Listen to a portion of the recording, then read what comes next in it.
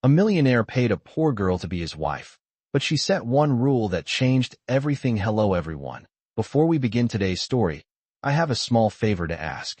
Please hit subscribe and turn on the notification bell so you never miss our channel's new videos. It's quick, free, and the best way to support us in bringing you more dramatic stories. Your support means the world to us. Where are you watching from? Drop your city or country in the comments below. Thank you very much. Now let us return to our main character. Alara Hayes is standing alone in a quiet hotel bathroom, the kind with marble counters and lights that never flicker, and she does not look like she belongs here. Her palms are damp, her breath shallow, and on the counter in front of her rests a velvet box open to a diamond ring, so bright it feels almost cold, beside a thin stack of papers clipped together, a contract written in calm, expensive language. Moments earlier, a man she barely knows looked at her as if she were a line item on a balance sheet and said, without raising his voice, that he would pay her to be his wife. Julian Cross did not ask. He stated it the way men like him state weather forecasts and market numbers. Alara remembers the sound of the city 30 floors below, remembers thinking how far away her own life suddenly felt. She thinks of the coffee shop where she opens at dawn, of the cracked window in her apartment that whistles when it rains, of the final notice taped to her door. She thinks of how survival has trained her to nod first and feel later. When she steps back into the suite, Julian is waiting, jacket off, sleeves rolled, a man used to closing deals at midnight. He expects a signature. Instead, Alara hears her own voice, steady but soft, telling him she agrees. But there will be one rule. The air changes. Julian's eyes lift, measuring, amused in a dangerous way, because no one sets rules with him. He asks what it is, and she does not explain yet. She only says that without it, there is no marriage, no performance, no deal. Somewhere between the ring and the contract, something unspoken takes shape, a boundary drawn not in ink, but in resolve. Julian studies her longer than necessary, noticing details he did not plan to notice, the way she stands straight even when she is scared, the way she refuses to rush. Finally, he nods, not because he agrees, but because he wants to see where this leads. Alara closes the box, untouched, and in that small click, the rules of power begin to shift. Outside, the city hums, unaware that a contract meant to fake a marriage has just exposed a truth neither of them planned to face. Alara does not smile. She does not thank him. She simply meets his gaze and waits, discovering that waiting is its own kind of strength. Julian feels it, the unfamiliar resistance, and it unsettles him more than any headline ever has. This was supposed to be simple, temporary, clean. Instead, it feels intimate in a way money cannot sanitize. As they discuss dates, appearances, and names to memorize, Alara listens carefully, filing away each expectation, each assumption. She understands the role she is expected to play, but she also understands the rule she has not yet spoken aloud will cost him something real. When Julian slides the contract closer again, his pen resting on top, Alara does not reach for it. She asks for water, buys herself seconds, and in that pause, a quiet promise forms inside her chest. If she is going to stand beside a man this powerful, she will not disappear. She will not be owned. And somewhere deep inside Julian Cross, a man who thought control was the same as safety feels the first crack in a wall he did not know he had built. The night holds its breath, waiting for consequences to unfold. The morning after the contract conversation, Alara Hayes wakes before her alarm.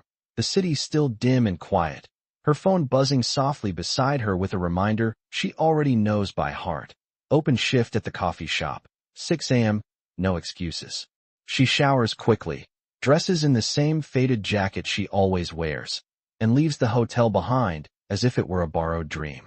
The streets smell like rain and yesterday's bread, and by the time she unlocks the shop door, the world has narrowed back down to espresso machines, chipped mugs, and the comfort of routine. This is the life she understands, the rhythm that keeps her grounded. Customers drift in. Construction workers and nurses, a man who always orders extra foam and never tips, a woman who counts quarters twice before handing them over. Alara smiles because smiling costs nothing, and because she has learned that kindness is sometimes the only currency that never runs out. Between orders, Her thoughts wander to the ring she did not touch, the contract she did not sign, and the man whose calm voice still echoes in her head. Julian Cross feels unreal here, like a billboard glimpsed on the freeway, and then forgotten. She reminds herself that before last night, she had never been invited into rooms with marble floors or asked to pretend she belonged to someone else's world. Her break comes late. She sits on a milk crate behind the shop, sipping lukewarm coffee, checking her phone to see the message she has been avoiding, the one from her landlord with words like final notice and vacate. She deletes it without opening, a small act of denial she allows herself. After her shift, Alara rides the bus across town to her apartment, watching the city change block by block, storefronts giving way to boarded windows, then to buildings that have not been repainted in decades. Her apartment smells faintly of old wood and cleaning solution. She sets her bag down and stares at the envelope taped to the door, still unopened. This is the part of her life Julian did not ask about, the part she did not volunteer. Later that afternoon, her phone rings with a number she does not recognize. Julian's assistant speaks politely, efficiently, reminding Alara of a dinner scheduled for that evening. A planning meeting, she calls it, to discuss timelines and expectations. Alara almost says no. Almost. Instead, she hears herself agree, because reality does not pause for pride. By sunset, she is back in the hotel suite, the same lights, the same view, the same sense of being slightly out of place. Julian stands by the window this time, jacket on, tie loosened, looking less like a headline and more like a man who has not slept enough. He asks her about her day. It is a small question, but it catches her off guard. She tells him about the shop, about burned espresso and regulars who feel like family. He listens without interrupting, as if this information matters. As they go over schedules and appearances, Alara notices the way Julian keeps glancing at her hands, empty, unadorned. The ring remains on the table, waiting. She realizes then that this arrangement is already pressing against the edges of their real lives, pulling threads loose. When Julian mentions the first public event, a charity gala in 2 weeks, Alara nods, mentally calculating shifts she will need to trade and excuses she will have to invent. As the meeting ends, Julian offers to have someone drive her home. She declines, politely but firmly. On the bus ride back, Alara watches the city lights blur past and wonders how long she can stand between these two worlds without falling through the cracks.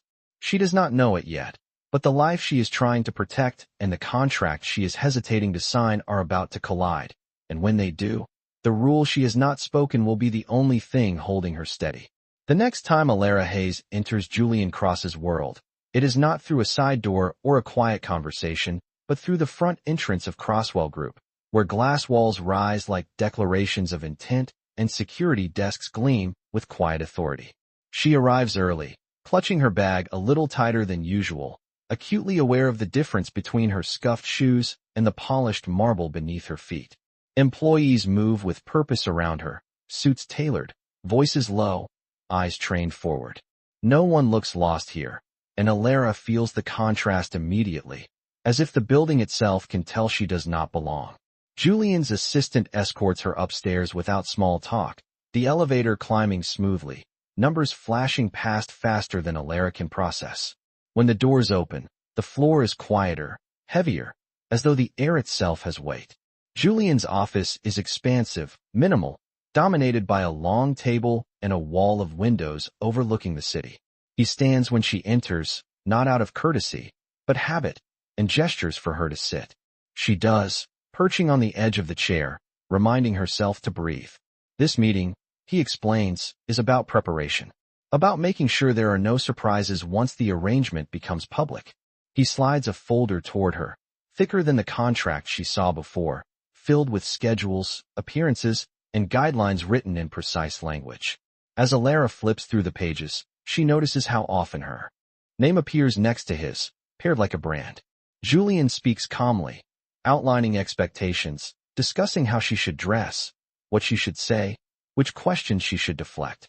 He does not ask if she is comfortable. He assumes she will adapt. Alara listens, nodding, absorbing every detail, because she understands that this is the real negotiation, not the contract, but the space she is allowed to occupy beside him. At one point, Julian pauses, watching her closely. He asks if she has any questions. Alara hesitates, then asks something simple, almost innocent, about whether she will need to quit her job. The question seems to surprise him. He blinks, as if the idea that she has another life requires recalibration. He says it is her choice, but his tone suggests that choices have consequences. The power gap is no longer theoretical. It sits between them, tangible, reinforced by every polished surface and every silent assistant passing by outside the glass. When Julian mentions the board, the investors, the scrutiny that will come with being seen at his side, Alara feels a familiar tightening in her chest. She has spent her life being watched by people waiting for her to fail. This feels different only in scale. The meeting ends with Julian standing again, already reaching for his phone, his attention shifting. Alara gathers her things, standing more slowly this time. Before she leaves, Julian stops her. He tells her there will be a tailor, a stylist, a schedule review next week. He says all of this as if it is inevitable. Alara meets his gaze, steady, and says she understands. But as she turns to go, she adds quietly that she will not be erased. Julian frowns slightly, not because he disagrees, but because he does not yet know what that means. In the elevator down, Alara exhales shakily, feeling the weight of what she has stepped into. Outside, the city feels louder, messier, more familiar. She walks a few blocks before sitting on a bench, letting the contrast settle. She thinks of the rule she has not fully explained, of the space she is trying to carve out in a world designed to swallow people like her whole. High above, Julian watches the city from his window, replaying the meeting in his mind. He cannot quite explain why her quiet insistence lingers with him, unsettling his carefully ordered plans. Neither of them realizes yet that the imbalance they both sense is about to test far more than a contract, and that the first real challenge of their arrangement will come not from the public, but from the moment Alara decides how much of herself she is willing to risk. The contract is signed 3 days later, not in a courthouse or a boardroom, but in the same hotel suite where the idea was first spoken, the city glowing outside as if nothing unusual is happening. Alara Hayes reads every line again, slower this time, aware that each word carries weight far beyond the page. Julian Cross watches her without comment, leaning against the counter, confident in the inevitability of her decision. When she finally signs, her hand does not shake. She slides the papers back toward him and only then opens the velvet box, lifting the ring and studying it for a brief moment before slipping it onto her finger. It feels heavier than she expects, a constant reminder rather than an ornament. Julian nods once, satisfied, and calls his assistant to confirm the next steps. The transition is immediate. By the following morning, Alara is sitting in a quiet studio while a stylist circles her, measuring, adjusting, murmuring approvals. She feels like a mannequin, present but not consulted, until she gently corrects the stylist about a dress that feels wrong. The woman pauses, surprised, then adjusts. It is a small victory, but it steadies Alara. Later that afternoon, Julian joins her for a briefing. He explains how they will present themselves, how they met, how long they have supposedly been together. Their story is clean, efficient, designed to withstand scrutiny. Alara listens, memorizing details the way she memorized drink orders at the shop. When Julian asks if she has questions, she asks only one, about whether the story can include her work. He hesitates, then says yes, as long as it does not interfere. She accepts the condition, filing it away. The first public appearance comes sooner than she expects, a small donor reception meant to test the waters. Alara stands beside Julian in a tailored dress that still feels like someone else's skin, her ring catching the light every time she moves. People smile at her, assess her, categorize her. She feels their curiosity like heat on her back. Julian introduces her with practiced ease, his hand resting lightly at her waist, not possessive, but performative. Alara mirrors him, smiling when appropriate, speaking when addressed, learning quickly how to exist in his shadow without shrinking. At one point, a woman asks how it feels to be marrying such a powerful man. Alara answers honestly, saying it feels like responsibility. Julian glances at her, something unreadable crossing his face. Later, in the car, the silence stretches. Julian tells her she did well. She thanks him, then surprises them both by saying she would have done well regardless. He does not argue. That night, Alara returns to her apartment and finds the door unlocked, her landlord waiting inside. The conversation is brief, uncomfortable. She has 2 weeks to leave. She nods, promising to arrange it, and sits alone after he leaves, the ring cold against her skin. She considers calling Julian, then decides against it. This is her life, her problem. The next day, Julian notices the change immediately. Alara is quieter, more guarded. During a fitting, she drifts, distracted. He asks if everything is all right. She says yes. He does not believe her, but he lets it go. The next public event looms, larger, more visible. Pressure builds from all sides. Julian's board wants reassurance.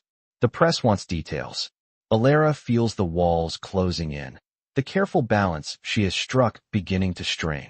One evening, after a long rehearsal dinner, Julian reaches for her hand, not for show, but as if to anchor himself. Alara gently pulls away, her expression calm but firm. She reminds him, quietly, of the rule. Julian freezes, realizing that the boundary he agreed to without fully understanding now stands between them, solid and immovable. In that moment, both of them sense the shift. This arrangement is no longer just about appearances. The rule is no longer theoretical. It is active, and it is about to change everything. In the days that follow, the arrangement settles into a strange rhythm that feels both artificial and deeply intimate.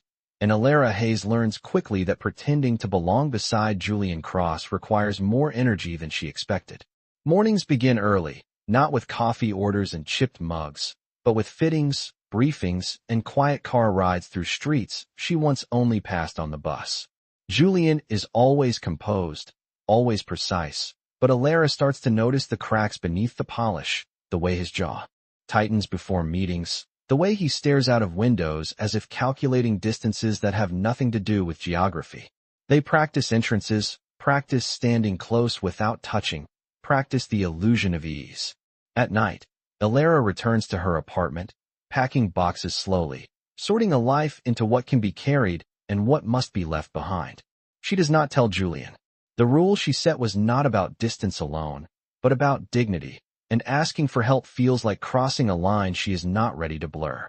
At their next public appearance, a larger charity event with cameras and donors, Alara feels the weight of expectation settle heavier on her shoulders. Julian introduces her again, his hand hovering at her back without making contact, a silent acknowledgement of the boundary between them. They move through the room together, answering questions, smiling, pausing for photographs.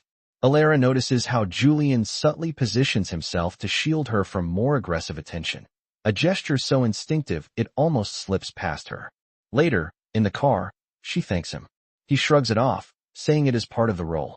She does not argue, but the gratitude lingers in the quiet space between them. That night, Julian calls unexpectedly, asking if she has eaten. The question is casual, almost careless, but it catches Alara off guard. She answers honestly, admitting she forgot. He suggests sending food. She declines, gently. Instead, she makes herself a simple meal, thinking about how strange it is that his concern feels real even when everything else is staged. Over the next week, small habits form. Julian learns she takes her tea with honey, not sugar. Alara learns he works late because silence makes him restless.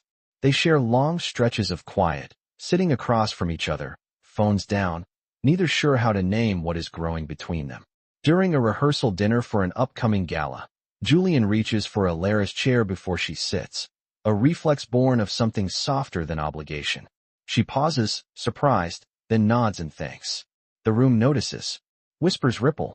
The performance deepens, blurring the edges between what is planned and what is felt. One evening, Alara arrives late to a fitting, breathless, apologizing. Julian notices her eyes are red, her smile thinner. He asks what happened. She says nothing important. He lets it go, but later that night, alone in his office, he replays the moment, unsettled by the realization that he wants to know more than the contract requires. Meanwhile, the pressure on Alara builds quietly. Her apartment empties. The landlord's deadline looms. She sleeps less, thinking more. At another event, a donor jokes about how lucky she is, how easily her life must have changed. Alara smiles politely, but inside, something twists. Afterward, in the car, Julian senses the shift. He asks if she is all right. This time, she hesitates longer before answering yes. He does not push, but his silence feels heavier than questions. That night, they stand together in the hotel suite, city lights reflecting off glass and marble. Julian reaches for her hand, slowly, deliberately, not for show, but because the distance feels wrong. Alara meets his gaze and gently steps back, reminding him without words of the rule she set. The air thickens. Julian withdraws his hand, nodding, but the restraint costs him something he did not expect. As Alara turns away, she feels the pull between them intensify, a quiet tension that promises both danger and possibility. Neither of them says it aloud, but they both know the slow burn has begun, and the closer they grow without touching, the harder it will be to pretend this is still just a contract. The turning point arrives quietly, without warning, on a night that was never meant to matter. The gala ends later than planned, donors lingering, conversations stretching thin, and by the time Julian Cross and Alara Hayes step back into the car, the city outside is nearly asleep. Neither of them speaks at first. The silence feels heavier than usual, pressed full of everything they have not said. Julian loosens his tie, exhales slowly, and stares ahead as the driver pulls into traffic. Alara watches his reflection in the darkened window, noticing how tired he looks when no one else is watching. Halfway to the hotel, Julian breaks the silence and asks, almost casually, why she chose to accept his offer in the first place. The question catches her off guard. She considers giving the safe answer, the one about money and necessity, but something in his voice makes her pause. She tells him the truth instead, that she did not choose him so much as she chose not to keep drowning. That sometimes survival feels like agreeing to things you never imagined you would, and hoping you can still recognize yourself afterward. Julian listens, hands clasped loosely, absorbing her words as if they matter more than quarterly reports ever did. When they reach the hotel, neither of them moves to get out right away. The driver waits, discreet. Julian turns to her and asks another question, this one quieter, asking why she set the rule. Alara looks down at her ring, then back up, meeting his gaze fully for the first time since the contract was signed. She tells him that she has spent her life being touched without being seen, spoken for without being heard, and that the rule was the only way she knew how to make sure this arrangement did not erase her. She adds that it was not meant to punish him, but to protect them both from confusing possession with connection. The words hang between them, fragile and exposed. Julian feels something shift inside his chest, a tightness he cannot name. He realizes, with a sudden clarity that unsettles him, that no one has ever trusted him with something this vulnerable before. Without thinking, he reaches for her hand. Alara does not pull away immediately. Their fingers hover inches apart, the space between them charged with everything they have been holding back. Then she gently withdraws, her expression soft but resolute, reminding him with a look of the boundary they agreed to. Julian nods, swallowing the instinct to close the distance. That restraint costs him more than he expected. Back in the suite, the city lights paint long shadows across the walls. Alara removes her shoes, sets her bag down, and turns to Julian, sensing the shift as clearly as he does. He tells her he understands now, at least more than he did before. He tells her he sees her. The words are simple, unpolished, and for that reason, they land hard. Alara feels her throat tighten. She did not know how much she needed to hear that. For a moment, neither of them speaks. The air feels fragile, as if one wrong word could shatter the fragile balance they have built. Julian breaks it by saying he does not want this to be just an arrangement anymore, but he does not know how to make it anything else without crossing her line. Alara tells him that wanting is not the same as taking, and that, if he truly sees her as an equal, he will learn to sit with the wanting. Julian nods slowly, accepting the challenge even as it unsettles him. Later that night, Alara lies awake, staring at the ceiling, replaying the conversation in her mind. She feels both lighter and more afraid than she has since this began. Across the suite, Julian sits at the desk, staring at nothing, realizing that for the first time in his life, control feels less important than trust. Neither of them sleeps much. By morning, something fundamental has changed. The contract still exists, The rule still stands. But the distance between them is no longer empty. It is filled with intention, with restraint, and with a growing awareness that whatever comes next will demand more honesty than either of them has ever offered before. And as the sun rises over the city, both of them sense that there is no going back to the simplicity of pretending. The shift from fragile understanding to open tension happens faster than either of them expects, triggered not by a mistake, but by a moment of public silence. The next major event is unavoidable, a high-profile fundraiser where cameras linger and speculation thrives, and Julian Cross knows the board will be watching closely. Alara Hayes prepares with the same quiet focus she always does, choosing a dress that feels like armor rather than decoration, steadying herself with the familiar weight of the ring on her finger. At the venue, the atmosphere is sharper than usual, eyes lingering longer, whispers following them as they move through the room. Julian remains composed, greeting donors, answering questions, playing his role with practiced ease. Alara mirrors him, staying close without touching, aware of how carefully their distance is being measured. Halfway through the evening, Julian's former fiancée appears, her presence deliberate, her smile precise. She approaches with confidence, greeting Julian warmly, then turning her attention to Alara with a look that is polite but unmistakably assessing. She comments lightly on the engagement, on how unexpected it must have been for everyone, then adds, almost casually, that arrangements like these often come with expiration dates. Alara feels the sting beneath the words, but keeps her expression neutral. She waits for Julian to respond, to correct the implication, to draw a line. He does not. He smiles, redirects the conversation, and moves on. The moment passes publicly, unnoticed by most, but privately it lands like a fracture. Alara feels it immediately, the subtle confirmation of her deepest fear, that when faced with discomfort, Julian will default to control rather than clarity. The rest of the evening blurs. Alara answers questions automatically, her mind replaying the silence again and again. In the car afterward, Julian talks about logistics, about meetings and schedules, as if nothing unusual occurred. Alara listens quietly, then interrupts him, asking why he did not say anything. Julian frowns, caught off guard. He explains that it was not the time, that drawing attention would have complicated things, that he handled it the way he always handles potential fallout. Alara nods slowly, absorbing his reasoning. Then she tells him that by choosing convenience over truth, he chose for both of them. Julian bristles, and used to being challenged this way. He reminds her of the contract, of the stakes, of what is at risk if they misstep. Alara listens, then says something that stills him. She says she understands the risk, but she will not be treated as temporary, not in public or in private. Back at the hotel, the tension follows them into the quiet suite. Julian reaches for her, not physically, but verbally, insisting that she knows how this works, that appearances sometimes require compromise. Alara shakes her head, her voice steady but tired.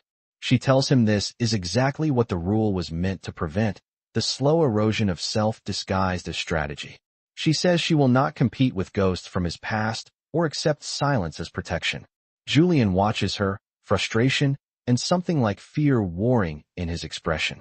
He wants to argue, to justify, but he also knows she is right. Instead of apologizing, he retreats, saying he needs time to think. The words land harder than he expects. Alara nods once. She walks into the bedroom and begins packing a small bag, movements calm, deliberate. Julian follows, asking what she is doing. She tells him she is enforcing the rule. She will continue the arrangement publicly, but she will not stay here, not until he decides whether he sees her as an equal or a convenience. Julian tells her she is overreacting. She tells him that minimizing her response is part of the problem. When she reaches the door, Julian stops her, his voice lower now, asking if she is ending this. Alara looks at him, really looks, and says she is not ending anything. She is stepping back so he can decide what he actually wants, not what is easiest. She leaves before he can respond. Alone in the suite, Julian stands still, the silence suddenly oppressive. He realizes too late that in trying to avoid a public complication, he has created a private one far more dangerous. Alara rides the elevator down, heart pounding, unsure where she will sleep, but certain of one thing, she will not disappear to make this easier for him. As the doors close, both of them understand that the fragile balance they built has finally broken, and whatever comes next will require a choice neither can avoid. The night after Alara Hayes leaves the hotel, Julian Cross does not sleep. He sits alone in the dim light of his office, jacket discarded, tie loosened, staring at the city as if it might answer the questions he has been avoiding. For the first time in years, there is no meeting to prepare for, no call to make, no problem he can solve by applying pressure. Alara's words replay in his mind, not loud, not dramatic, but steady, deliberate, impossible to dismiss. He realizes how often he has used silence as a shield, how easily he has chosen control over courage. In the early hours of the morning, Julian does something he has avoided for weeks. He opens the contract again, reading it not as a legal document, but as a mirror. The clauses about appearances and obligations blur until his eyes land on the handwritten addendum Alara insisted on attaching, the rule he agreed to without fully understanding. He reads it slowly now, the words cutting deeper than before. You are not allowed to touch me until you see me as your equal. He exhales, feeling the weight of what that actually demands. Later that morning, the board meeting is tense. Investors question the engagement, hinting at optics, at risk, at distractions. Julian listens, unusually quiet. When pressed about the timeline, about certainty, he surprises them by saying there will be changes. He announces that the engagement is real, but the terms surrounding it are no longer a performance. Murmurs ripple through the room. Someone warns him about consequences. Julian nods, acknowledging them, then continues anyway.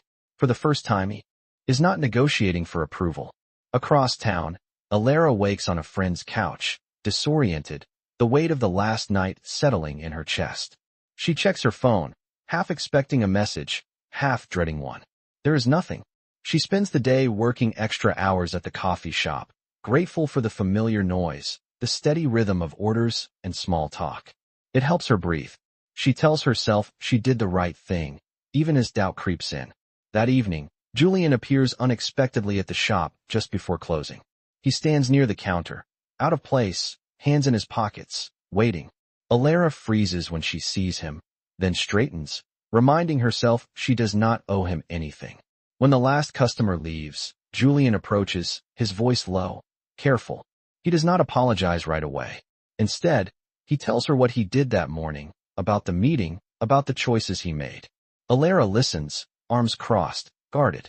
He tells her he finally understands the rule, not as a condition, but as a challenge, one he failed at first. He says he is willing to do the work, even if it costs him leverage, comfort, certainty. Alara searches his face, looking for calculation, for strategy. She finds none. There is fear there, and something else, resolve. She tells him she did not leave to punish him, but to give him space to choose honesty over habit.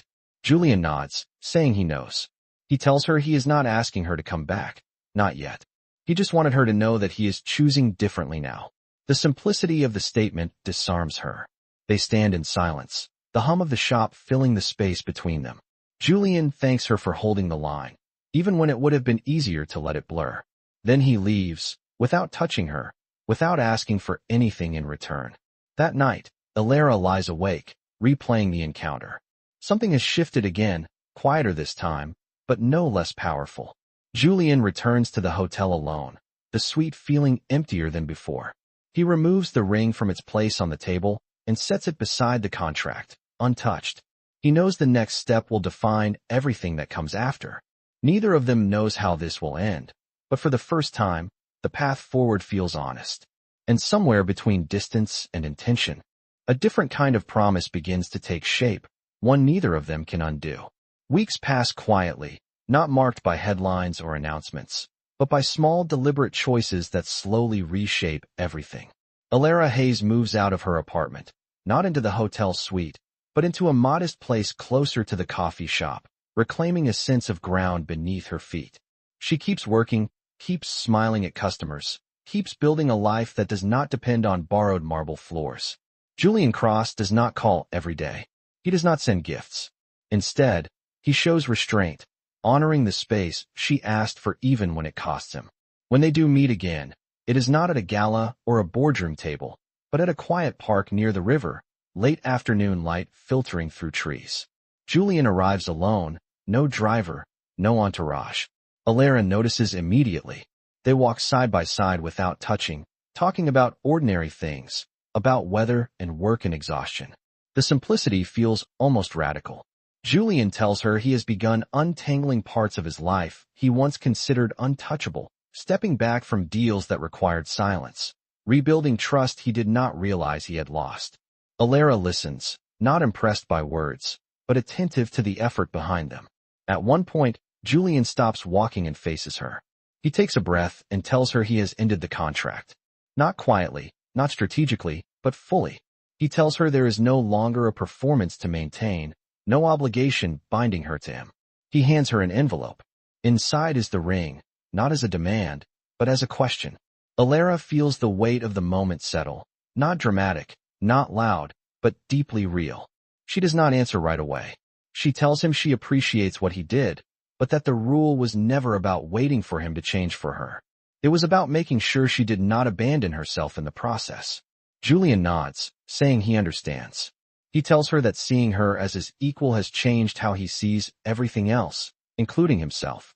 Alara looks at the ring, then at him, and smiles softly. She tells him she is not ready to promise forever, but she is willing to choose today. She slips the ring into her pocket instead of onto her finger. Julian laughs quietly, relief and respect mixing in his expression. They sit together on a bench as the sun dips lower, shoulders close but not touching, the space between them no longer a barrier, but a shared understanding. The next morning, a brief statement circulates, confirming the engagement was called off by mutual choice. Speculation flares, then fades. Julian returns to work, lighter somehow, while Alara returns to the shop, customers none the wiser. Life continues, altered but grounded. Weeks later, Julian shows up again, this time with coffee in hand, standing in line like everyone else. Alara serves him, smiling, asking his order like any other customer. He tips generously, but that is not the point. As he leaves, he glances back, meeting her eyes with a quiet promise of patience. Alara watches him go, feeling something warm settle in her chest. This story does not end with a wedding or a grand declaration. It ends with two people choosing integrity over convenience, equality over possession, and connection over control.